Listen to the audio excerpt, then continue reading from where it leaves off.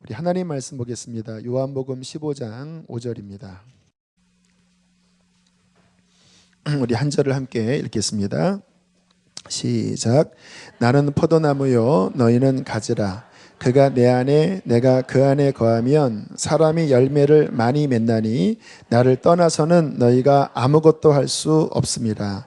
아멘. 헌금에서 기도하겠습니다. 하나님, 드려진 예물 올려드립니다.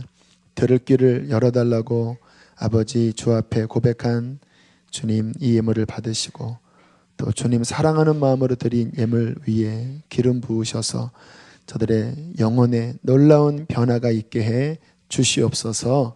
예수님의 이름으로 축복하며 기도했습니다. 아멘. 여러분, 신앙의 핵심은 변화입니다. 우리가 왜 예수를 믿습니까? 그 예수님 때문에 내가 변화하려고 하는 거거든요. 변화가 무엇일까요? 죄악을 끊고 내가 이길 수 없는 나 자신의 여러 잘못된 습관을 끊고 그리고 점점 예수 그리스도를 닮아가는 그 변화를 위하여 우리는 예수를 믿는 것입니다.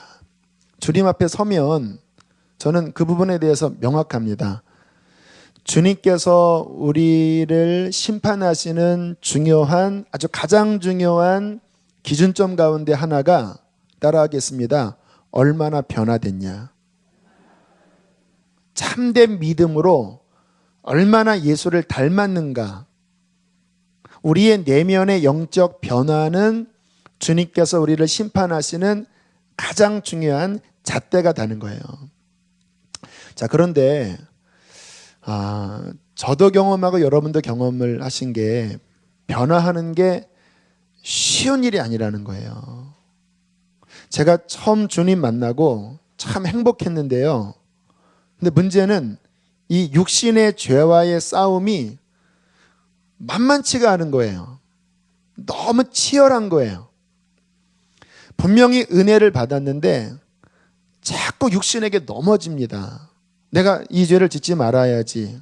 그때 가장 제가 많이 졌던 죄 가운데 하나가 입술의 죄였는데 제가 자꾸 이렇게 하나님이 기뻐하지 않는 말들을 자꾸 하는 거예요. 그러면 막 회개하면 이게 끊어야 되는데 또 반복이 되고 또 제 마음이 막 세상으로 막 한없이 그냥 헤매기도 하고 세상을 기웃거리는 거예요. 저는 제가 하나님 앞에 감사한 것은요. 제가 처음부터 주님을 만났을 때 주님이 제 영 안에 가르쳐 주신 신앙의 방향이 거룩함이었습니다. 성결함. 이게 지금 생각해 보니까 큰 축복이더라고요. 그래서 회개 많이 하고 정말 주님 닮고 싶어 하고 지금 저희 교회가 나아가는 방향이 그때부터 하나님이 제게 주신 방향이었어요.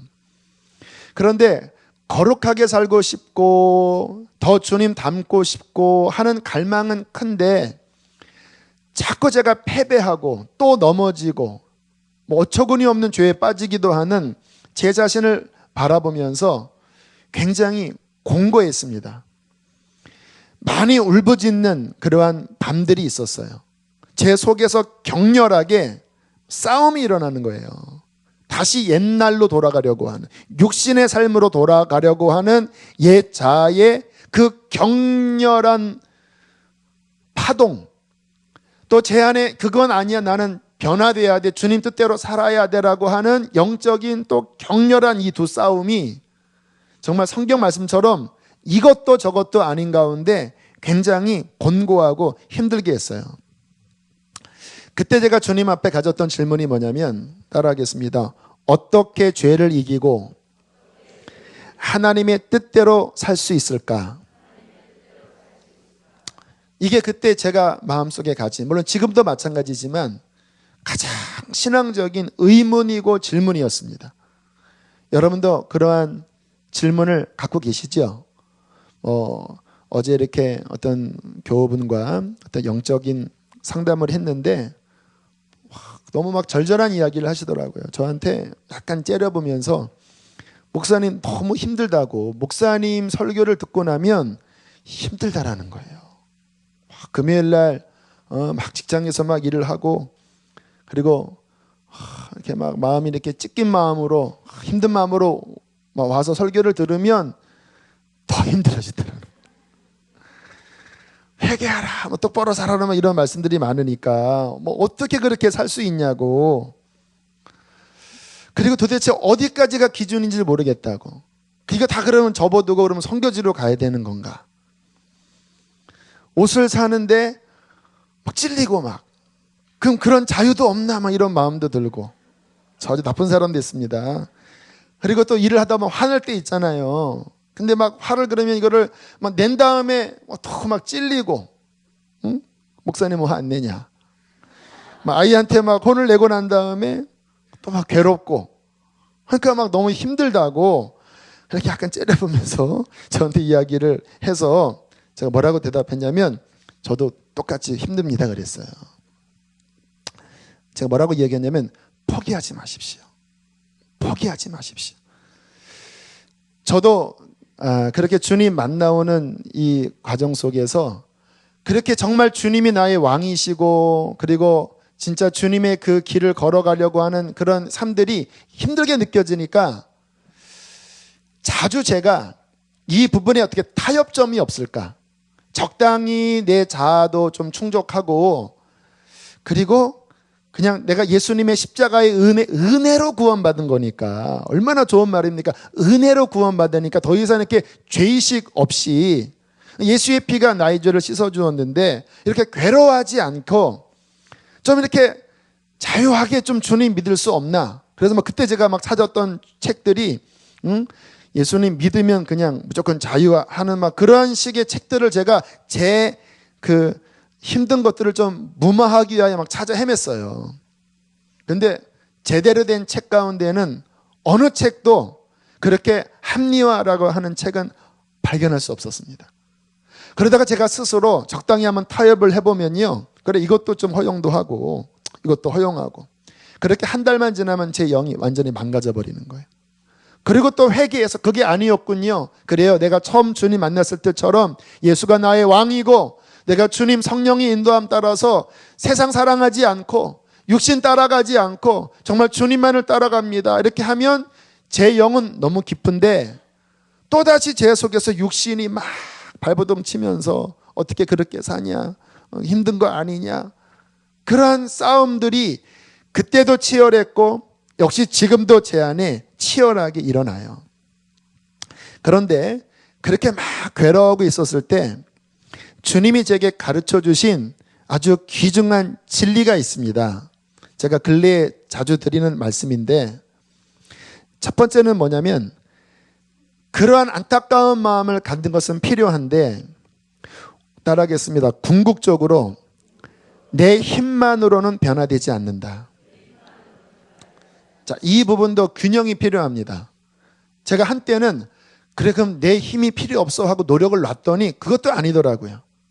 그런데 막 내가 안타까운 마음으로 노력만 했을 때도 이것도 궁극적인 게 아니더라고요. 두 가지가 같이 필요합니다. 노력해야 돼요.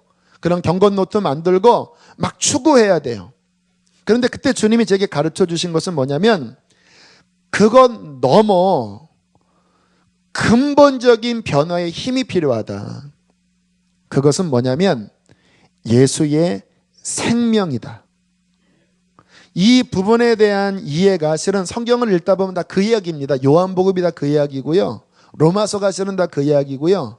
에베소서가 다 그 이야기고 갈라디아서가 그 이야기고 다 실은 그 이야기예요. 그래서 여러분들이 그러한 이해는 기본적으로 갖고 있지만 이 부분에 대해서 명확하게 붙잡지 않으면 근원적으로 나를 변화시키는 힘을 망각한 채 힘들게 신앙생활을 할 수 있어요.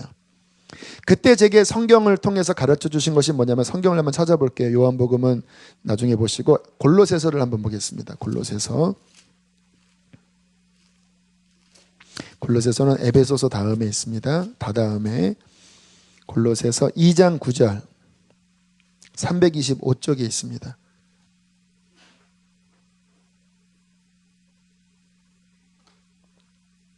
자, 8절부터 봐도 좋겠네요. 8절 읽을까요? 시작. 누가 철학과 헛된 속임수로 너희를 사로잡을까 주의하라.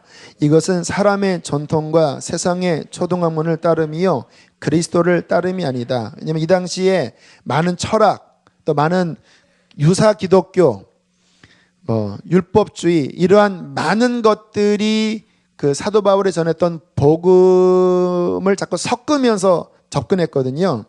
그런데 바울이 말하기를 그런 거 쫓지 말아라.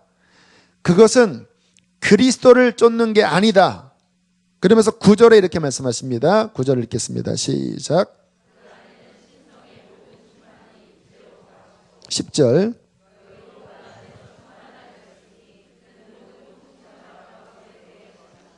자, 무슨 말이냐면 예수님 안에 하나님의 모든 능력으로 충만한 그 능력이 예수 안에 있는데 우리가 예수를 믿으면 그 예수 안에서 그 예수의 신성의 충만한 생명력이 우리를 채운다라는 거예요. 그리고 변화는 그 예수의 생명만이 우리를 변화시킬 수 있다라는 거예요. 그래서 제가 어제 상담 나눈 분한테 그런 얘기를 했어요. 막 분노가 올라올 땐 어떡하지요? 내 안에 상처가 올라올 땐 어떡하지요? 막 속상한데 어떡하지요? 막 그렇게 쏟아붓고 나면 너무 막 자괴감이 들고 내가 어떻게 하나님 앞에 나갈 수 있나 막 답답하고 제가 그런 이야기를 했습니다.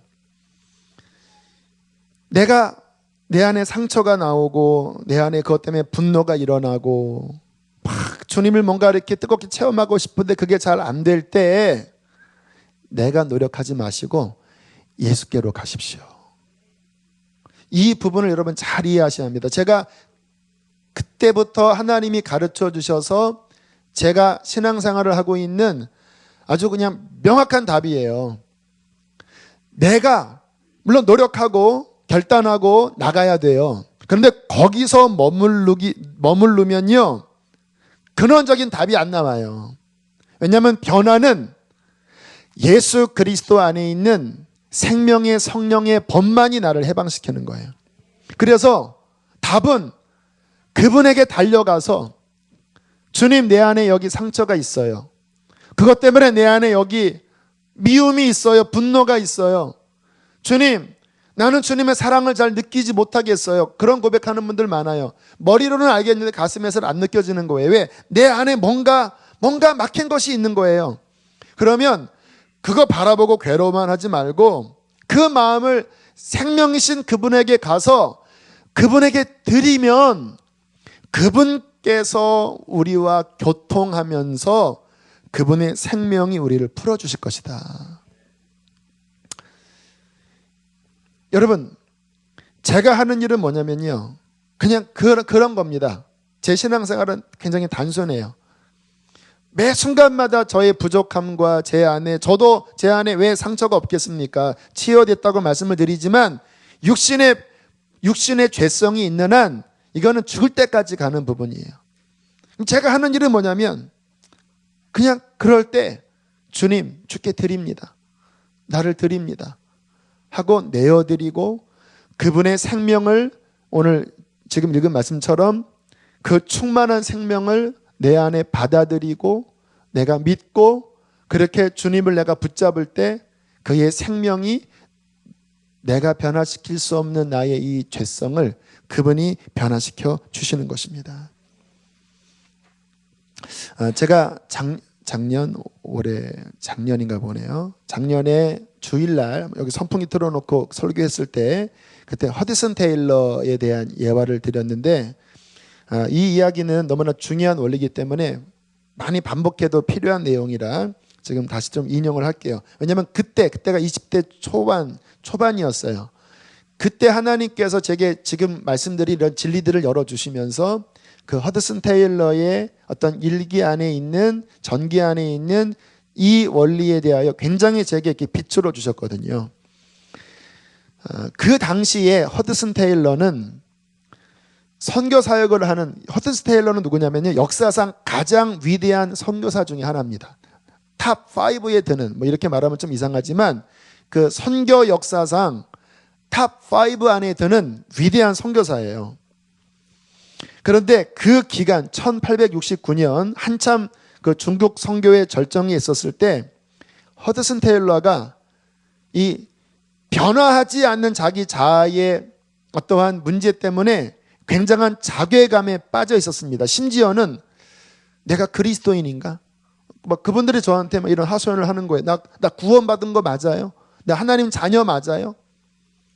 그런 막 질문을 해요. 여기도 그런 분 계시죠? 나 정말 천국 가는 사람 맞나? 허드슨 테일러도 그런 생각을 가졌다라는 거예요. 어떻게 이렇게 실패에 찌든 사람이 그리스도인일 수 있겠는가? 그래서 고민도 하고 막 다짐도 하고 심지어는 금식까지 했지만 효과가 별로 없었다고 그래요. 매일 매 시간 죄의식이 자신을 사로잡았대요.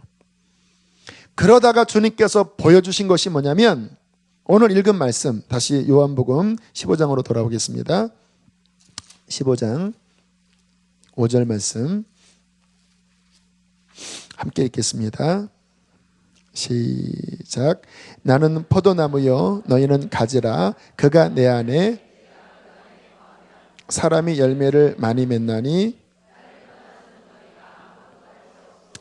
야, 이 말씀이 정말 빛처럼 깨달아졌는데요. 생각해 보세요. 포도나무와 가지가 둘입니까? 하나입니까? 하나이지요. 근데 예수 그리스도가 포도나무고 내가 가지라고 하는데 포도나무는 생명이 충만한데 가지는 삐쩍 마를 수는 없잖아요. 그 가지와 나무가 하나면 그 나무의 안에 있는 그 충만한 생명력이 당연히 가지 안에 흘러 들어와서 그 포도나무의 그 놀라운 것들이 가지와 공유되는 거잖아요. 그런데 예수 그리스도라는 그분이 나의 나무고 나의 줄기고 나의 뿌리고 나의 양분이고 나의 모든 것이라면 나는 그분으로 말미암아 변화될 수 있다. 왜? 그게 믿겨지니까. 여러분, 지금 주님이 여러분 안에 한번 여러분 자신이 한번 테일러처럼 붙잡아 보세요. 지금 주님이 내 안에 나의 생명이고 나의 진액이고 그 예수 안에 있는 신성의 충만함이 그냥 다 내 것이고 그 생명으로 내가 죄와 싸워 이길 수 있고 마귀와 싸워 이길 수 있고 음란과 싸워 이길 수 있고 혈기와 싸울 수 있고 그것이 포도나무와 가지가 하나이기 때문에 내 것이라고 믿는다면 여러분 지금 승리할 수 있다고 믿으십니까? 믿으시면? 그렇죠. 그렇죠. 지금 여기 서 있는 제가 지금 믿는 거예요. 여기 제가 서 있는 게 아닙니다. 저는 주님과 하나 되어 주님이 저를 통하여서 주님의 말씀을 여러분에게 주고 계십니다. 제가 그것을 믿는 거예요. 교만이 아니고 믿음으로. 왜?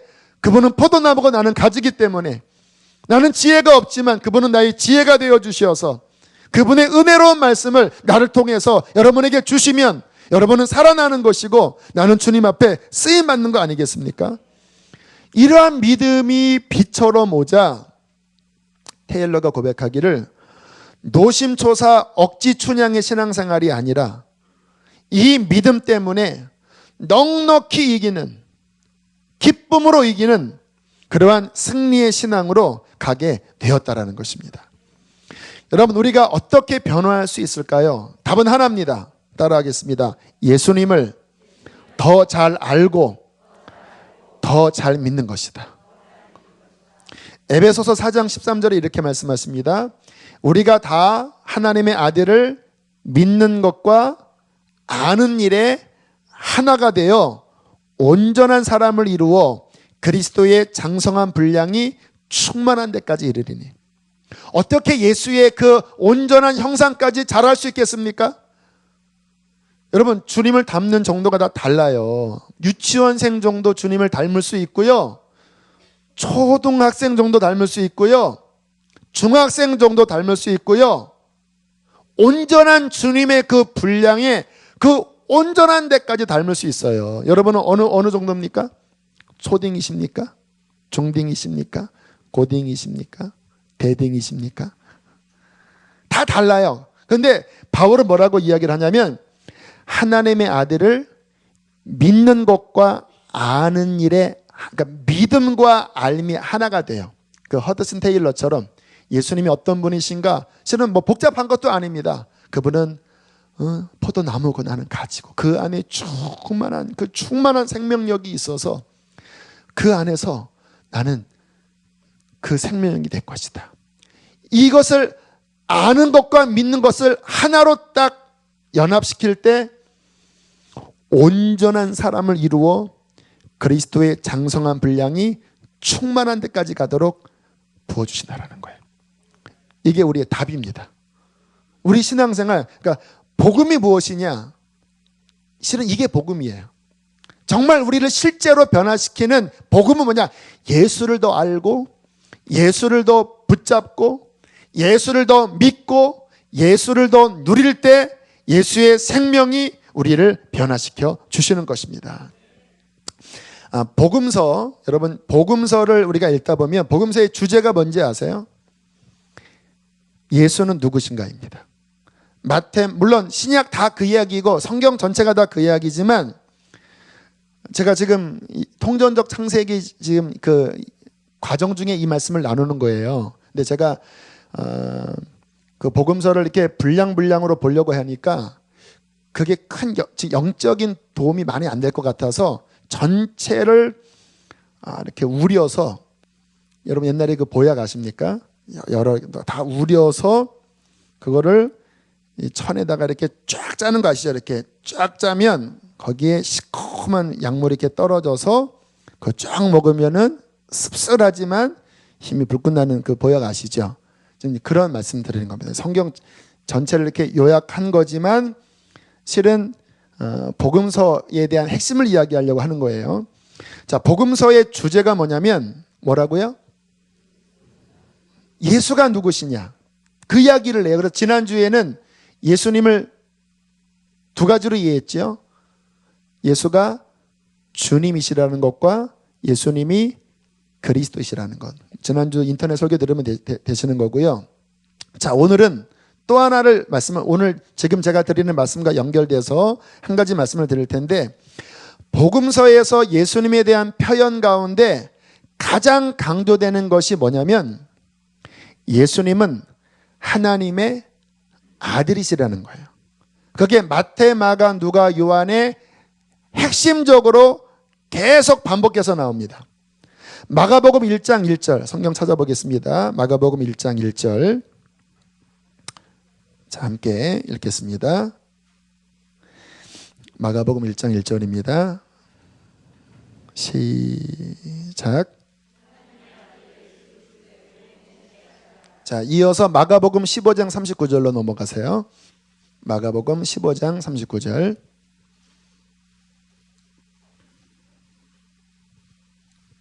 함께 읽겠습니다. 시작. 예수를 향하여 섰던 백부장이 그렇게 숨주심을 보고 이르되 이 사람은 진실로 하나님의 아들이었도다 하더라. 할렐루야. 지금 마가복음의 처음, 제가 오늘 말씀을 위해서 마가복음을 다 읽었습니다.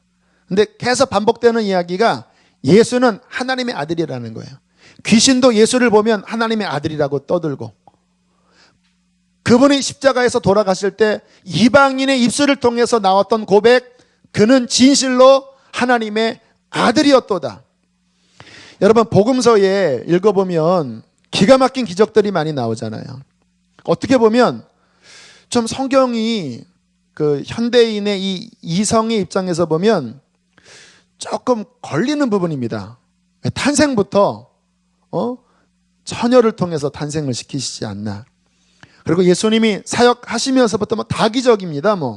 오병이어 기적, 물로 포도주를 만드는 기적, 물 위를 걷는 기적, 심지어는 죽은 자를 다시 살리시는 기적까지 일반 현대인들의 남성이 보면 좀 황당한 이야기들이에요. 왜? 너무 비현실적인 이야기들로 가득 차 있어요. 차라리 그러한 기적들을 좀 빼고 주님이 가르치셨던 고상한 말씀, 원수를 사랑해라, 오른뺨을 치면 왼뺨을 대라, 이러한 말씀들이, 그러한 잠언, 그러한 뭔가 고상한 교훈들로 가득하면 일반 사람들이 믿기도 좋겠죠? 근데 성경은 그러한 얘기도 있지만 실은 월등히 많은 것은 기적 이야기입니다.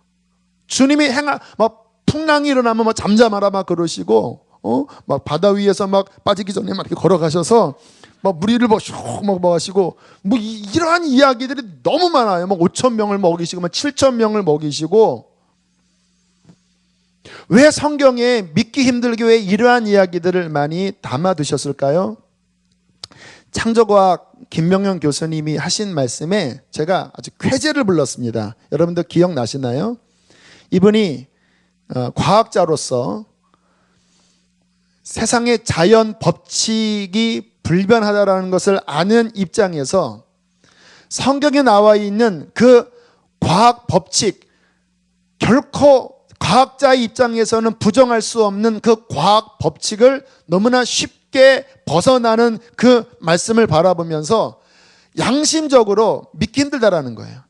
과학자의 양심을 포기하지 않고는 어떻게 물이 포도주로 바뀌며, 어떻게 보리떡 5개로 어떻게 5천 명, 7천 명을 먹이냐 이거예요. 그러다가 이분이 이렇게 이야기를 하시더라고요. 사물을 항상 이 방향으로 바라보다가 한번 다른 방향에서 보면 전혀 새로운 시각이 생기는 것처럼 이분이 이렇게 이야기를 하세요. 만약에 예수님께서 단순한 인간이셨다면 절대 자연계의 법칙을 벗어날 수 없었을 것이다. 그렇다면 성경에 나와 있는 그 모든 기적 이야기는 결국 결론은 하나입니다. 거짓말이라는 거예요.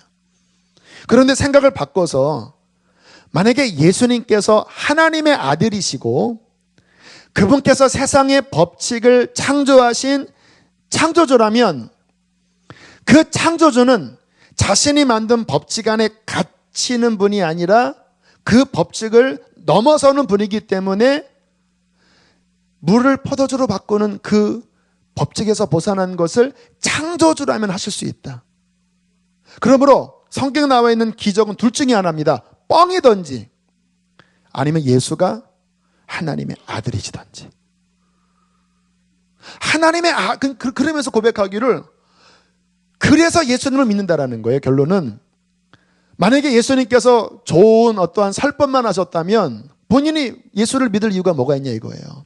하지만 그분이 죽은 자도 살리시고 그 기적을 베푸심을 통해서 그냥 인간이 아니라 우리를 창조하신 그 창조주가 우리를 구원하시려고 이 땅에 오신 하나님의 아들이셨다라는 거예요. 그러면서 오히려 그 기적이 예수님을 하나님의 아들로 믿는 근거가 되었다라는 거예요. 그러고 보면 성경에 예수님께서 기적을 행하실 때 그것을 가리켜 표적이라고 말씀하셨습니다. 표적이 뭔지 아지요? 사인입니다. 사인. 이 표적을 행하심은 예수가 인간이 아니라 하나님의 아들이 육신을 입고 오신 하나님의 아들, 그분을 보여주시기 위하여 이 땅에 오셨다라는 거예요. 여러분, 그 예수님의 사인 가운데 가장 대표적인 사인이 뭐냐면요, 부활입니다. 물론 그 전에 나사로도 살리시고 그리고 야이로의 딸도 살리셨지만 예수님 자신이 하나님의 아들이라고 명확하게 선포한 것은 뭐냐면 성경 하나 찾아볼게요. 로마서 1장 4절을 보겠습니다. 로마서 1장 4절.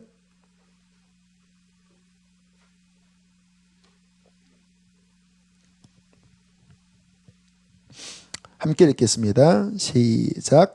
성결의 영으로는 죽은 자들 가운데서 부활하사 능력으로 하나님의 아들로 선포되셨으니 곧 우리 주 예수 그리스도시니라. 할렐루야. 이게 성결의 영이 뭐냐면 성령의 능력을 통하여 죽은 자들 가운데서 부활하심으로써 능력으로 하나님의 아들, 예수가 그냥 인간이 아닌 하나님의 아들이 육신을 입고 오신 그 메시아라는 것, 이것이 부활을 통하여 명확하게 증명되고 선포되셨다라는 거예요. 여러분, 이것이 복음서에서 가르치고자 하는 가장 핵심입니다. 예수는 위대한 성인 가운데 하나가 아니라 하나님의 아들, 창조주셨던 그분이, 태초부터 계셨던 말씀이셨던 그분이 육신을 입고 오신 바로 하나님 그분이시라는 겁니다. 여러분, 초대교회는 이게 굉장한 이슈였습니다. 예수가 과연 누구냐? 인간이냐? 신이냐? 예수는 이 두 가지를 다 포함하지요. 하나님의 아들이 완전한 육신을 입고 오셔서 이 땅에 하나님의 구원을 보이신, 하나님이자 인간이신 그 신성과 인성, 완전한 신성과 완전한 인성을 가지신 이 땅의 메시아, 하나님의 아들, 인간 되시고 부활하신 하나님의 아들, 이것이 초대교회의 중요한 신학적인 이슈였어요. 여러분, 이것을 믿으시죠? 자, 근데 문제는 뭐냐면요, 그게 나랑 무슨 상관이에요? 예수님의 하나님의 아들, 그거 인정해요. 지금 시대는 그 초대교회 같은 거는 이슈는 많이 이미 지나게 예수님이 굉장히 더 신성화가 됐습니다. 그래서 그거 믿어요. 그런데 이것을 믿는 것이, 예수가 하나님의 아들이라고 믿는 것이 내게 무슨 효과가 있냐 이거예요. 그냥 우리가 어떤 유명한 어떤 사람을 보면 와, 그 사람 대단하다 하는 것 이상 가는 뭐가 있나요? 수천 년 전에 이 땅에 오신 그분이 하나님의 아들이다, 나 인정한다 이거예요. 근데 이것이 어떻게 나를 변화시킬 수 있느냐? 여러분, 왜 제가 이런 말씀을 드리냐면요, 사람의 변화라는 거는요, 내가 뭔가를 깨달았다고 해서 근원적으로 변화되지 않아요. 만약에 뭔가를 내가 와, 예수는 하나님의 아들이시구나라는 것들을 깨닫는 것을 통해서 근원적으로 변화됐다고 한다면요, 다 변합니다. 물론 예수님이 하나님의 아들이시고 와, 그분의 구세주다 기뻐할 수 있습니다. 그분이 나를 위하여 십자가에 달려 죽으셔서 고통당하셨다, 막 가슴 아파서 막 눈물 흘릴 수 있어요. 저도 이 십자가 앞에 많이 눈물을 흘렸고, 또 제가 하나님의 감동으로 말씀을 전할 때 많은 사람들이 막 펑펑 울었습니다. 주님이 막 나 때문에 돌아가셨구나. 지난번에 우리 주일 설교할 때도 예수님 영상 보여주니까 많이들 우시더라고요. 근데 문제는 뭐냐면, 그렇게 울어도 내 안에 있는 육신의 죄성이라고 하는 것은 잘 안 변해요. 그냥 울고 그때는 슬펐어요. 뭔가 감동은 됐는데 내 안에 있는 육신은 여전히 죄를 좋아하고, 그 다음에 딱 지나가면 또 마음이 이렇게 막 싸해지고, 그리고 막 은혜 받고 막 내려가는데 막 줄을 막 이상하게 쓰면은 식당 내려갔는데, 그리고 막 교회가 막 줄도 새치기 하냐고 막 화가 나고, 그러다가 막 주차장까지만 내려가도 막 분노가 폭발하고요. 막 이게 무슨 말이냐면, 그분이 하나님의 아들이시라는 것과 내 이 죄성의 변화는 물론 관계가 없는 것은 아니지만 이게 잘 안 될 수 있다라는 거예요. 따라하겠습니다. 진정한 변화는 생명에 달려 있다. 그러니까 예수님이 하나님의 아들이라고 하는 것을 아는 것만 가지고는 안 됩니다. 물론 아는 게 필요하지만 정말 중요한 것은 뭐냐면요, 아까 읽었던 그 말씀이에요. 골로새서에 있는 말씀, 그 안에 신성의 모든 충만이 육체로 거하시고, 그게 하나님의 아들이라고 하는 말이에요. 다시 한번 따라해 볼까요? 그 안에는 신성의 모든 충만이 육체로 거하시고, 그러니까 하나님의 아들 안에 하나님의 모든 신성의 충만이 그 육체 안에 부어지셨다라는 거예요. 이거 인정하시죠? 첫 번째 논리입니다. 그 다음 뭐라고 말씀하니 10절에 따라하겠습니다. 너희도 그 안에서 충만하여졌으니. 그 신성의 하나님의 아들의 충만함이 그냥 객관적으로 당신 하나님의 아들입니다, 그 당신 의리에 충만합니다, 이게 근원적인 복음이 아니고요. 물론 그 첫 번째 복음의 정의지만 정말 나한테 변화를 주는 힘은 뭐냐면, 내가 그분을 영접했을 때, 그분을 믿었을 때 그 충만함이 내 것이 되어서 내 힘으로 변화 안 되는 이 육신의 이 죄에 썩어 빠진 죄 장아찌가 된 이 육신이 그 주님의 생명의 능력으로 변화되는 거예요. 이해되시죠? 그러니까 신앙생활은요, 생명의 차원입니다. 물론 지식도 필요하고 교육도 다 필요한데 그게 근원이 아니에요. 그러한 교육을 받고 난 다음에 내 육신의 자아의 생명으로 싸우려고 해보세요. 잘 안 돼요.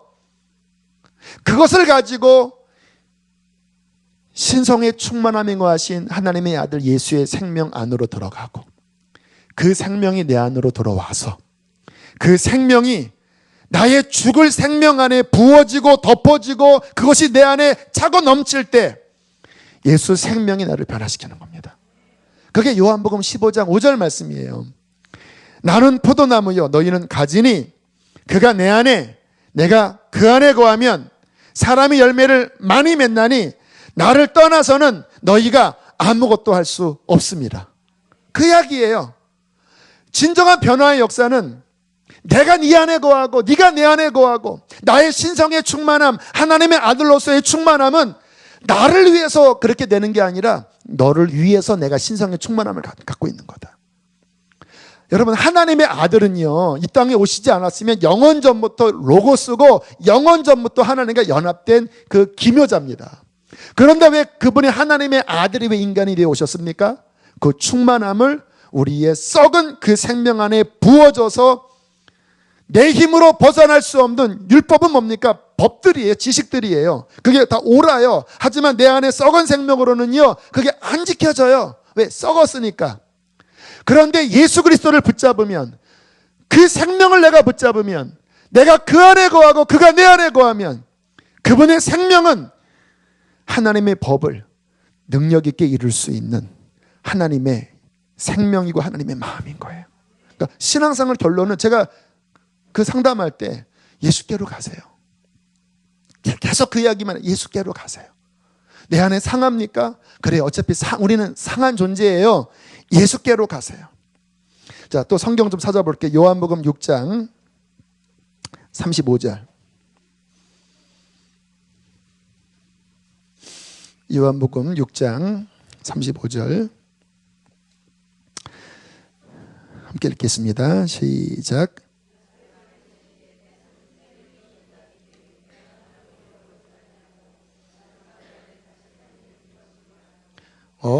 6장 35절이 그렇나요? 35절 시작. 예수께서 이르시되 나는 생명의 떡이니 내게 오는 자는 결코 줄이지 아니할 터이요 나를 믿는 자는 영원히 목마르지 아니하리라. 내가 누구라고요? 생명의 떡. 51절도 읽겠습니다. 51절 시작. 하늘에서 내려온 살아있는 떡이니 사람이 이 떡을 먹으면 영생하리라. 내가 줄 떡은 곧 세상의 생명을 위한 내 살이니라. 이런 말씀을 하셔서 사람들이 이해를 못했습니다. 무슨 시기종 같은 이야기를 하시냐. 근데 이게 영적으로 한 이야기예요. 결국 네가 살려면 네가 나를 먹고 내 생명이 네 안에 들어가서 너의 힘이 될 때 결국 너는 변화되고 살 수 있다. 여러분, 다시 한번 생각하십시오. 변화는 뭐냐면요, 변화는 생명에 달려있는 것입니다. 우리 안에 예수의 생명이 역사하여 우리 속을 변화시킬 때 우리는 진정으로 살 수 있고 변화될 수 있습니다. 또 하나 말씀드릴게요. 제가 균형을 잡아드려야 됩니다. 제가 한때는 이것만 붙잡으니까 잘 변화가 안 됐는데 다시 균형을 잡아드릴게요. 변화는 결단이 필요합니다. 여러분의 의지에 결단이 필요합니다. 그러면 목사님 말이 앞뒤가 안 맞습니다. 우리의 이 자의 생명으로 변화 안 된다며요. 예수만이 변화시킨다며요. 맞아요. 근데 제가 이렇게 살아보니까 분명히 예수의 생명이 우리를 변화시키지만 우리가 너무나 깊게 내 자아에 이렇게 잡혀 있어서 이게 머리로만 역사하지 정말 예수의 충만한 생명으로 이렇게 붙잡기에는 머리로는 알지만요, 이게 찐덕찐덕하게 묶여 있어요. 저를 비롯한 많은 크리스찬들. 그래서 너무나 영적으로 어려요. 이거를 변화시키려면 경건노트 만들어서 내가 어떻게 이 말씀들을 삶으로 실천해야 될지, 어떻게 이러한 죄악들을 끊어야 될지, 내 그 육신에 그런 붙어있는 이런 것들을 내가 날카로운 말씀의 검으로 정확하게 도려내고, 그러면 문제가 드러나잖아요. 그 드러난 결단을 가지고 어디로 가야 되냐면 예수께로 가면 되는 거예요. 이게 결단하지 않고 내가 작정하지 않으면요, 도대체 내가 예수께로 구체적으로 가는 게 뭔지 모호합니다. 내가 예배 드릴 때 가는 겁니까? 기도할 때 가는 겁니까? 내가 항상 그렇게 예배 드리고 기도하는 잘 변화가 안 되는데요. 그게 왜 그러냐면 구체적이셔야 돼요. 내가 이 부분에, 이 더러운 부분에, 하나님 이거 내가 끊기를 원하는데 내가 너무 이거 사랑합니다. 하나님 내가 예수께로 갑니다. 주님 이 부분 주님의 생명으로 나갑니다. 내 육신의 생명으로는 변화 안 됩니다. 주님 도와주세요. 이때 비로소 우리의 결단과 예수의 생명이 서로 만날 때 그분의 생명이 우리를 변화시켜 주시는 것입니다. 지금 제가 저의 개인적인 적용을 하는 것은 이것은 좀 개인적인 거기 때문에 여러분들이 뭐 일반화시키지는 않아도 될 것 같아요. 제 개인적인 간증을 말씀을 드릴게요. 지금 제가 기도하는 기도 제목이 하나 있습니다. 그것은 뭐냐면 다음 주부터 시작되는 월드컵입니다. 2002년부터 2006년, 2010년 월드컵을 할 때마다 제 생각을 자꾸 이렇게 쏙 빼가는 거예요. 2002년도는 광란의 시간이었죠. 그때 제가 안성에서 개척교회를 하고 있었을 때였는데요. 와, 그때 막 난리 났잖아요. 4강까지 갔잖아요. 한 번 막 거기에 막 빠져서 막 인터넷 검색을 하면요, 얼마나 그냥 묵상이 잘 되는지 한 두세 시간 막 이 기사 저 기사 막 우리나라가 막 이탈리아도 이기고 막 스페인도 이기고 막 전 세계 막 매스컴은 뭐고 막. 여러분 여기서 웃고 계신 여자분들 많죠. 남자들은요 본능적으로 관심 그런데 굉장히 많아요. 옛날에 어떤 목사님은 막 일어나서 막 주여 꼴놓게 하여 주시옵소서 막 해줬다고 하는데 그게 어쩔 수가 없어요. 그게 죄냐? 그거는 모르겠어요. 하지만 문제는 뭐냐면 거기에 막 제 정신을 막 쏙 빼놓는데 제가 이번에 일정을 보니까 수요일 아침 7시인 거예요. 저는 이 예배에 저는 생명 거는 사람이거든요. 근데 그거 한번 보면 7시부터 한 9시 좀 넘어까지 하겠죠? 그러면 제 생각은 이기든 지든 거기에 막 해서 이렇게 말씀에 집중하지 못하고 또 제가 막 그거 막 찾아 헤매서 제가 그래서 어떤 생각을 했냐면 그때 설교를 바꿔버려? 다른 전도사님한테 맡겨버려? 이런 얼토당토하는 생각까지 하는 거예요. 제가 그래서 선포하는 겁니다. 다음 주에 안 보려고 그래요. 그건 뭐 어렵냐고. 어려워요. 왜? 막 관심이 가요, 이렇게.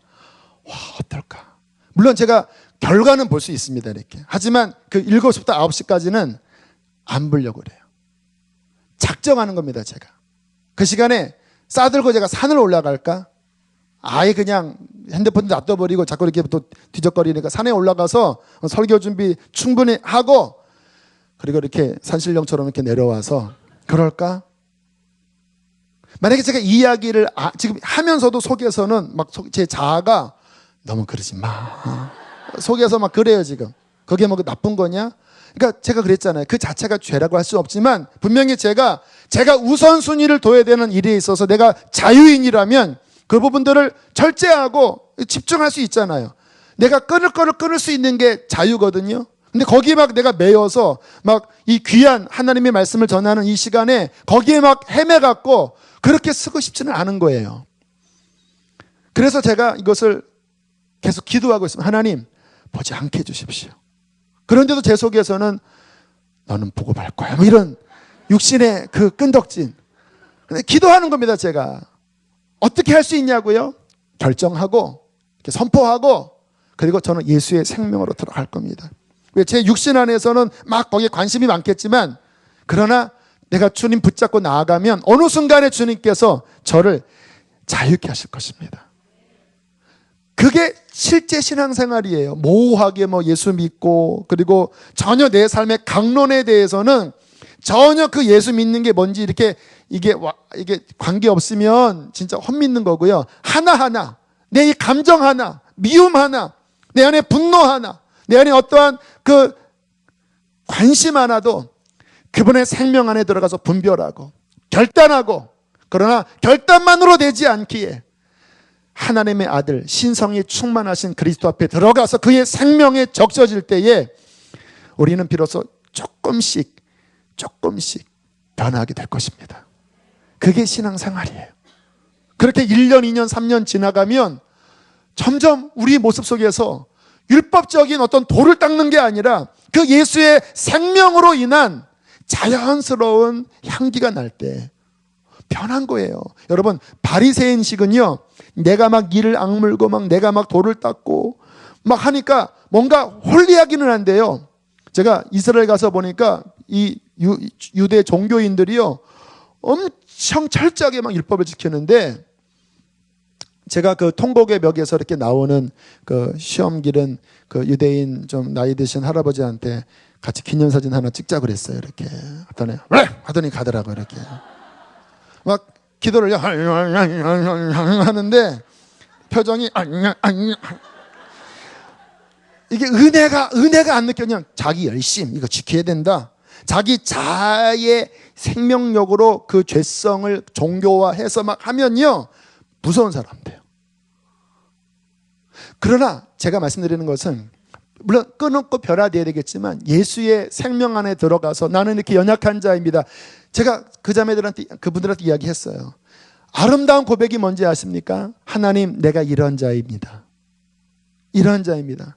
저는요, 그분을 만나면 만날수록 나 자신이 얼마나 터무니없는 자라는 것을 너무나 뼈저리게 느껴요. 제가 얼마나 음란하고 얼마나 교만하고 얼마나 속이 좁고, 그게 난데, 옛날에는 그게 막 괴로움이었는데 지금은 그분의 생명을 알면 이거는 괴로움이 아니라 두 가지, 당연한 거고, 또 하나는 내 안에 연약함이 많으면 많을수록 생명이신 그분 앞에 더 다가가게 하는 동력이 됩니다. 그래서 복음은 뭐냐면 죄가 더한 것에 은혜가 더 큰 거예요. 왜? 죄가 더 많으니까 더 예수 생명 가잖아요. 근데 나는 뭐 이 정도면 괜찮지 하면 동력이 들러가요. 왜? 나는 괜찮지라고 하는 자기 의 때문에. 하지만 나는 괴수라고 느껴질수록 이게 나지 하고 예수께로 딱 달려가면은 이게 더 주님을 붙잡고 변화는 그 주님 붙잡는 생명력만큼 변화되는 거거든요. 어제 저에게 참 기쁜 소식이 하나 있었습니다.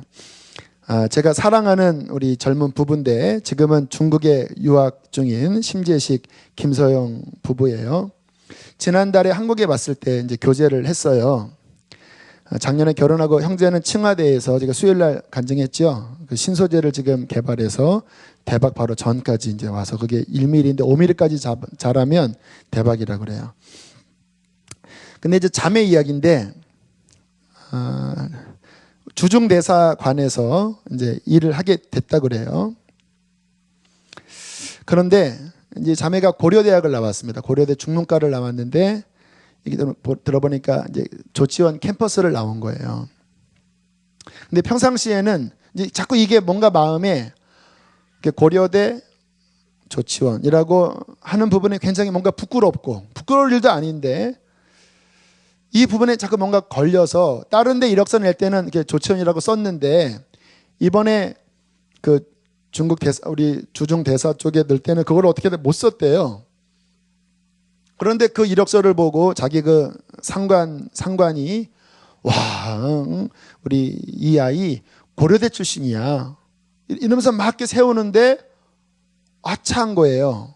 근데 뭐 그 시간에 아니라 하기도 애매하고, 왜냐면 그게 좀 애매한 거랍니다. 원래 졸업장에도 그런 표시가 없고 또 여기 있다가 또 안암동으로 가서 또 이제 편입도 하고 하는 거니까 큰 문제가 안 되는 거지만, 문제는 뭐냐면 자기 안에 묶임이 있는 거예요.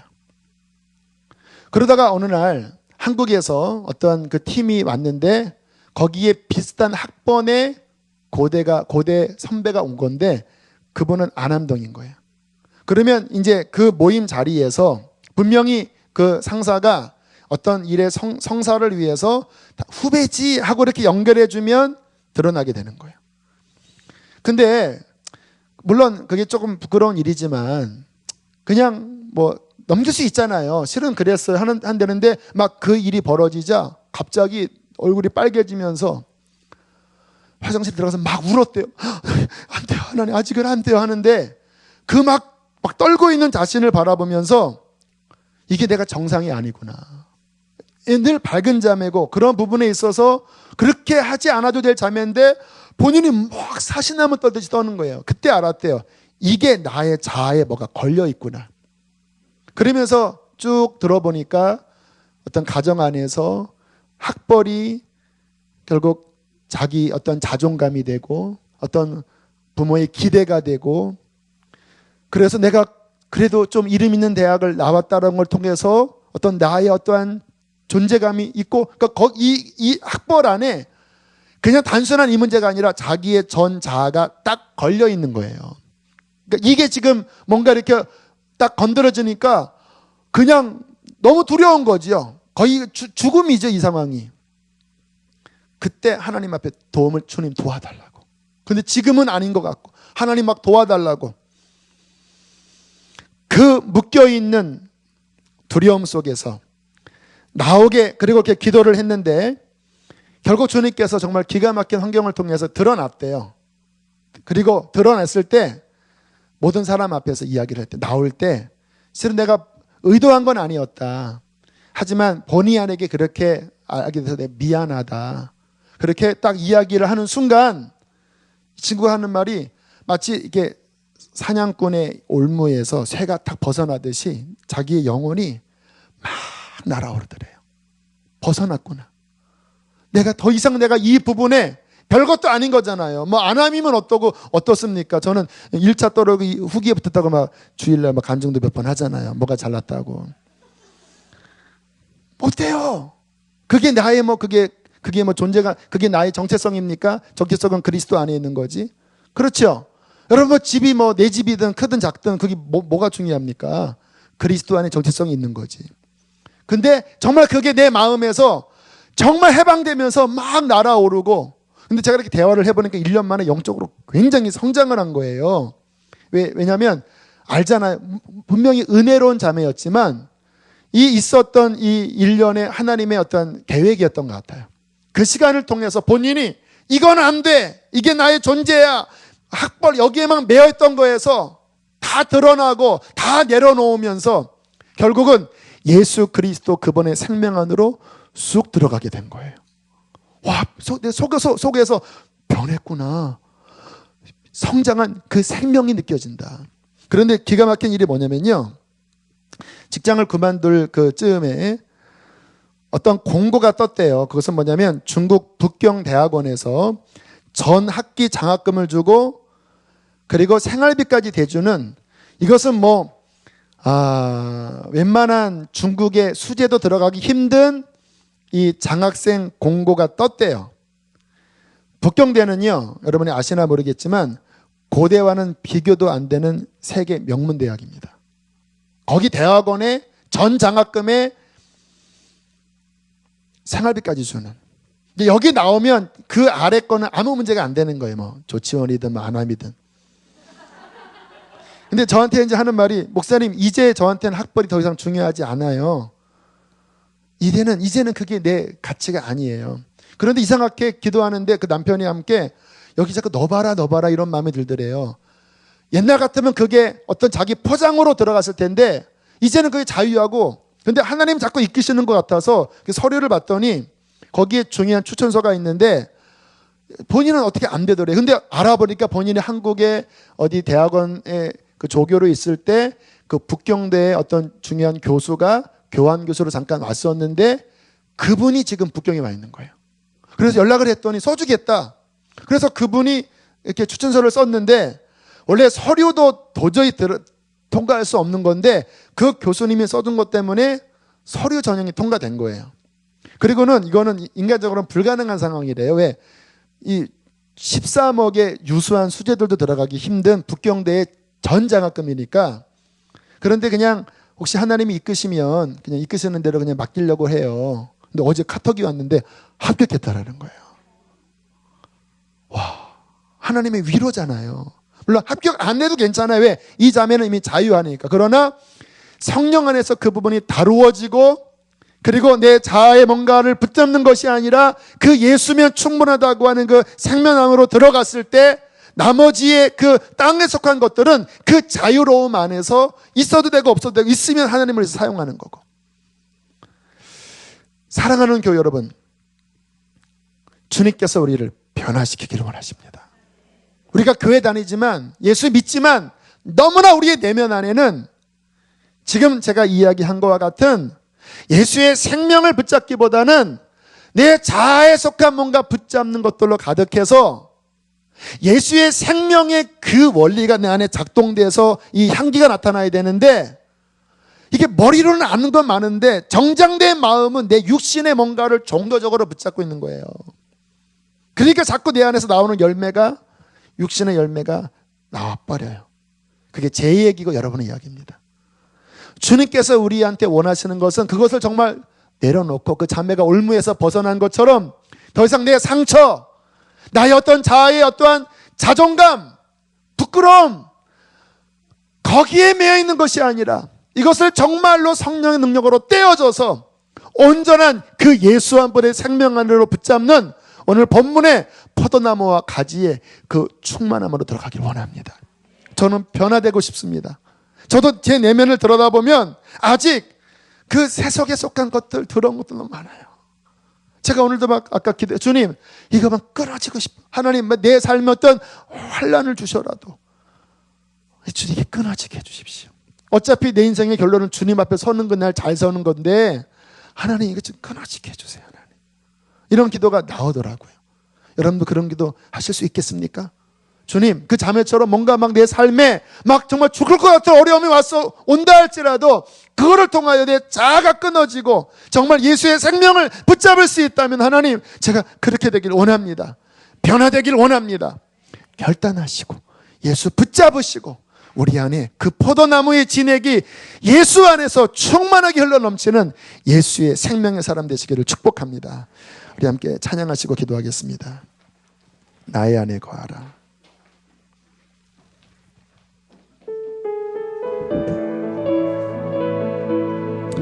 우리 안에 목마름이 필요할 것 같습니다.